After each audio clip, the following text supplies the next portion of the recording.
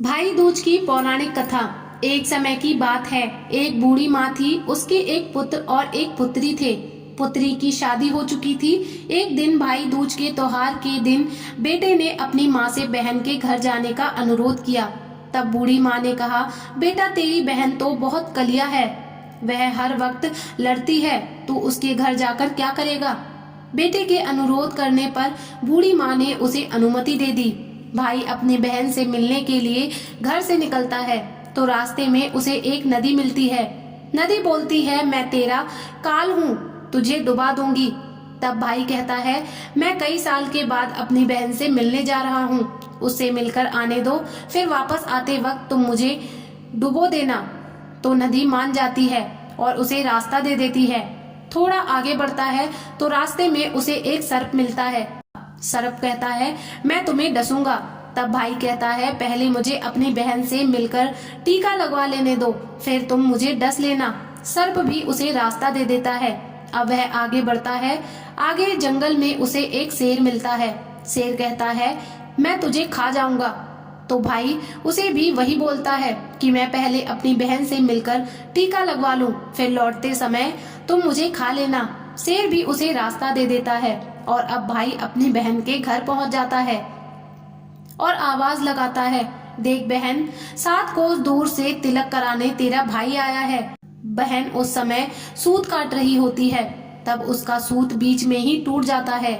ऐसी मान्यता है कि यदि सूत काटते वक्त सूत बीच में टूट जाए तो जिस बहन के इकलौता भाई होता है वह सूत जब तक पुनः जुड़ नहीं जाता तब तक बहन बोलती नहीं है।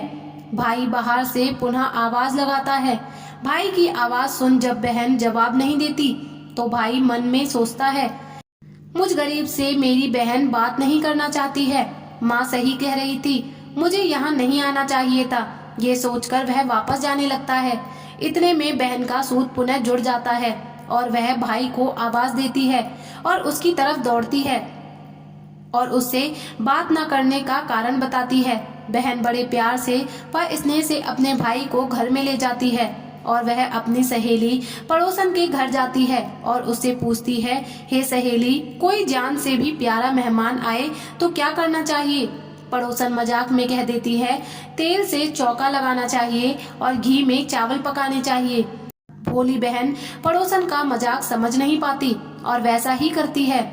अब ना तो चौका सूखता है और ना ही चावल सींचता है। इधर भूखा भाई उससे कहता है, बहन भूख लगी है, खाना परोस दो। तब बहन बोली, भाई आज ना तो चावल सींच रहे हैं और ना ही चौका सूख रहा है। भाई ने पूछा, बहन कैसे तूने चौका लगाया और कैसे तूने चावल चढ़ाए। बहन बोली, मैंने पड़ोसन वाली सहेली से पूछा था, उसने कहा जान से प्यारा मेहमान आए तो तेल का चौका लगाना चाहिए और घी में चावल चढ़ाने चाहिए। भाई बोला, अरे मेरी भोली बहन, कभी तेल का चौका सूखता है क्या और कभी घी में चावल पके हैं क्या। तू पानी का चौका लगा और पानी में ही चावल चढ़ा। फिर वह ऐसा ही करती है। जब चौका सूख जाता है और चावल पक जाते हैं तब बहन घी और शक्कर डालकर भाई को भोजन कराती है और फिर उसको तिलक करती है। कई दिन बीत जाते हैं। एक दिन भाई बोला, बहन अब मैं घर वापस जाऊंगा क्योंकि घर पर माँ अकेली है। अगले दिन सुबह बहन जल्दी उठकर गेहूं पीसकर भाई के लिए लड्डू बनाती है और कुछ लड्डू बच्चों के लिए रखकर अपने भाई को विदा करती है। सुबह जब बच्चे उठते हैं तो माँ से कुछ खाने को मांगते हैं। तब माँ उन्हें वही लड्डू दे देती है।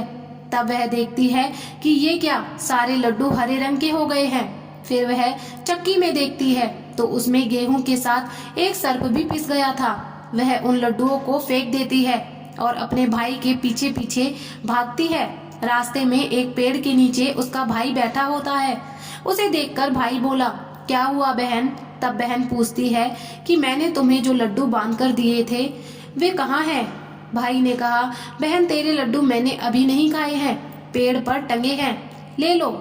वह पेड़ से लड्डू उतारती है और वही गड्ढा खोदकर लड्डुओं को गाड़ देती है। तत्पश्चात अपने भाई को सारी बात बताती है। भाई बोला, बहन तूने एक बार तो मुझे मौत से बचा लिया, लेकिन मैं पीछे कईयों को वचन देकर आया हूँ। बहन ने कहा, भाई तुम क्या कह रहे हो, मुझे कुछ समझ में नहीं आ रहा है। तब भाई ने अपनी बहन को सारी बात बताता है। वे दोनों बैठकर वहाँ बात कर ही रहे होते हैं कि बहन भाई से पानी मांगती है। भाई बोला, थोड़ी दूर एक तालाब है, वहाँ से मैं अभी पानी लेकर आता हूँ।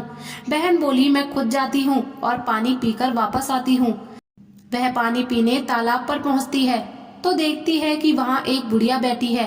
वह उसके पास जाकर पूछती है, माँ तुम यहाँ क्यों बैठी हो? तब वह बुढ़िया बोलती है, मैं विधवा हूँ, एक बहन के भाई की तांत गाड़ रही हूँ। तब वह पूछती है कि माता वह कौन सा भाई है? तब विधवा बोलती है, एक भाई जिसके प्यार में उसकी बहन ने सर्प की हत्या कर दी। वह सोचती है कि ये तो मेरा ही भाई है। वह घबरा जाती है और विधवा से पूछती है, हे माता उस भाई को इस श्राप से बचने के लिए क्या करना होगा? विधवा उसे बताती है कि उसकी एक बहन है, जब वह उसे गालियां दे और उसकी शादी होने तक यदि वह हर घात को टाल देती है तो उसका भाई बच सकता है। वह तुरंत अपने भाई के पास जाकर कहती है, भाई मैं तुझे माँ के घर तक छोड़ने चलूंगी, लेकिन रुक, मैं अभी आती हूँ। और वह शेर के लिए मांस, सर्प के लिए दूध और नदी के लिए ओढ़नी लाती है और दोनों भाई बहन आगे बढ़ते हैं। रास्ते में उन्हें पहले शेर मिलता है।